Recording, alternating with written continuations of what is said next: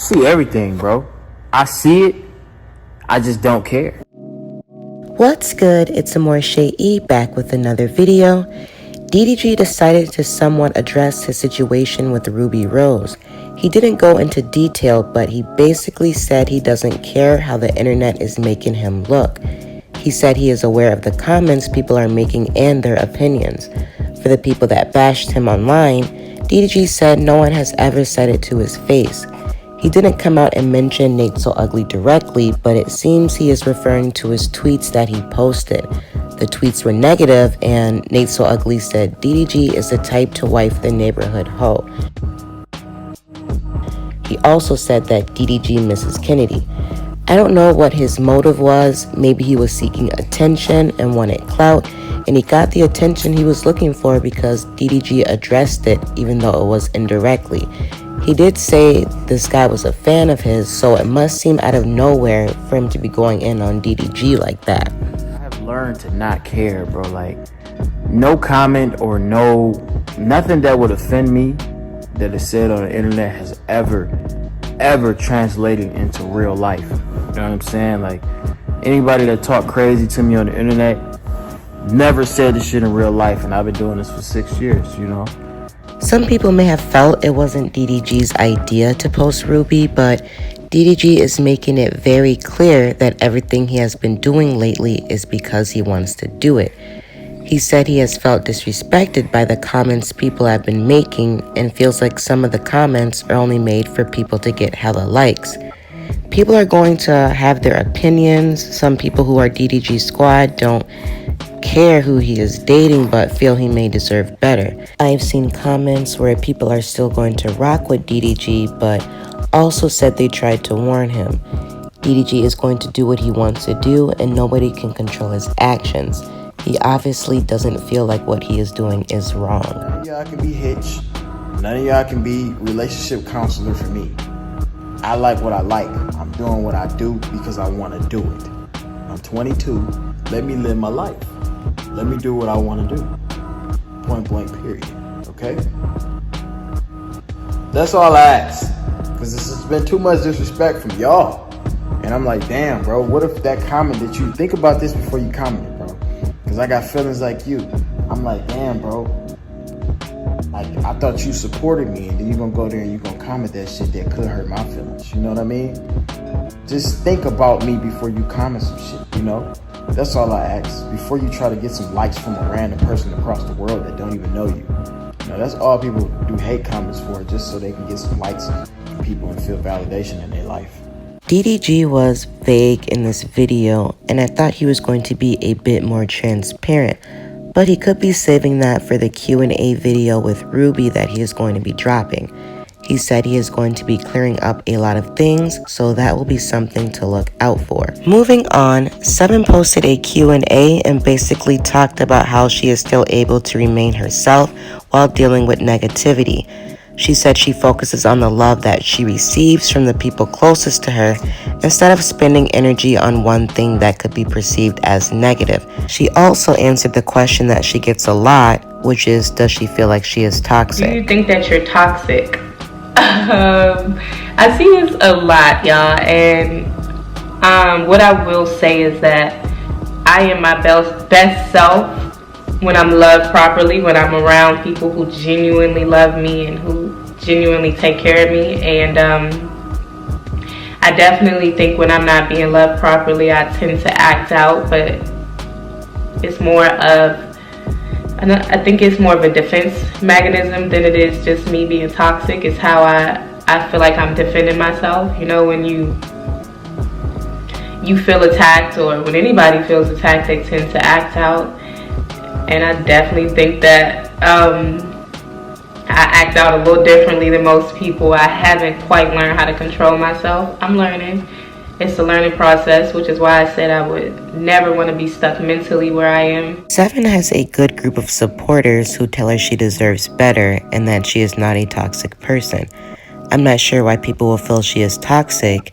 Yeah, she may have bashed Taliban on certain videos, but Seven says it herself that she is still healing. She talked about it in the past, how Taliban cheated on her while she was pregnant, so I'm sure that messed with her mentally. You go through so many emotions and changes while pregnant, and your hormones are through the roof. So imagine that on top of getting cheated on. Who wouldn't be pissed? That doesn't mean she is toxic because she is still hurt by it. The lack of loyalty, and there was a lack of love that caused a lack of respect. And when I don't respect somebody, I tend to do really messed up things, or I tend to act out a little bit. And that's okay, I'm learning. And yeah, that's why I said, now I'm at the point where I'm focusing on the people who love me, because it takes us back to this. If I focus on this one person or this one thing that didn't handle me properly, when I have people like Brooke who loves me dearly, like. 7 kept saying, why would she let this one thing or person get in the way of her being great to the people who love her the most? It seems like that one person she is referring to is Taliban. She mentions how she is not being loved the right way, and also mentions how Taliban been in jail for so long, he may not know how to care for other people besides himself. Who would do anything for me. Sorry. Who will stop her whole world to make sure 6 and I are okay. Why would I focus on this one thing or this one person who's not doing what I need or loving me properly?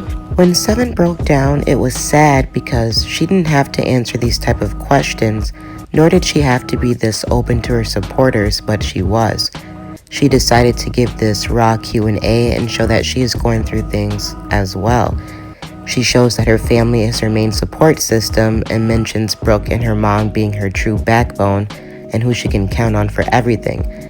She didn't mention Taliban as being someone she counts on, which makes people think that the two of them are going through a rough patch at this time.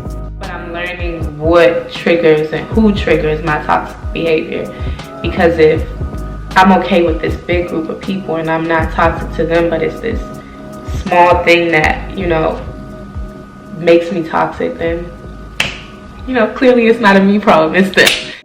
What's your true opinion about Taliban? Like, your honest opinion? My honest opinion about Taliban, I think Taliban has the potential to be amazing.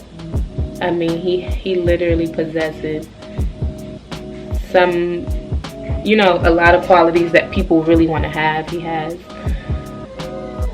great self-control. 7 doesn't feel like she should be blamed for things that go wrong in relationships.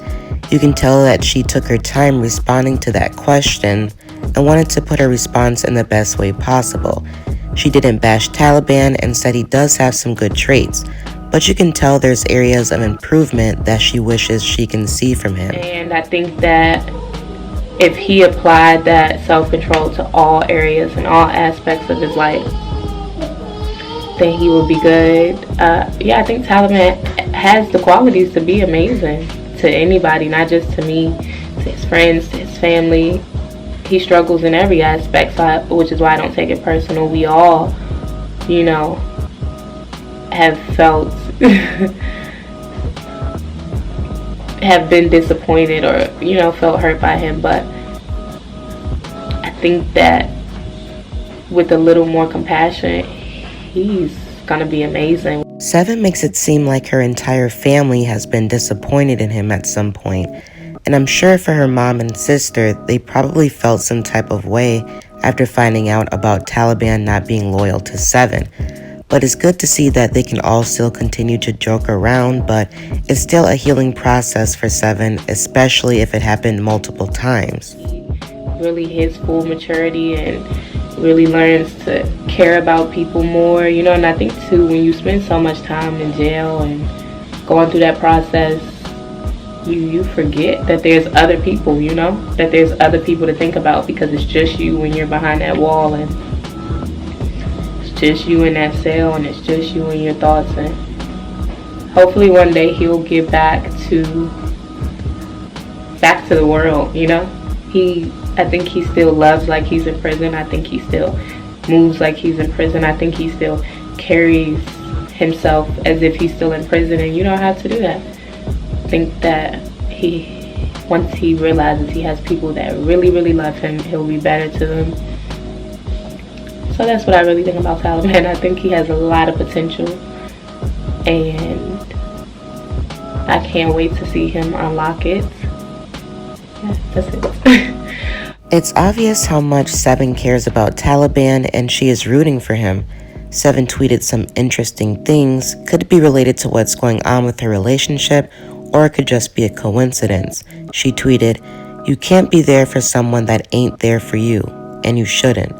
She also said, "Don't double back and always upgrade." She retweeted, "Study yourself and figure out what needs to go, what needs to be healed, and what needs to be embraced."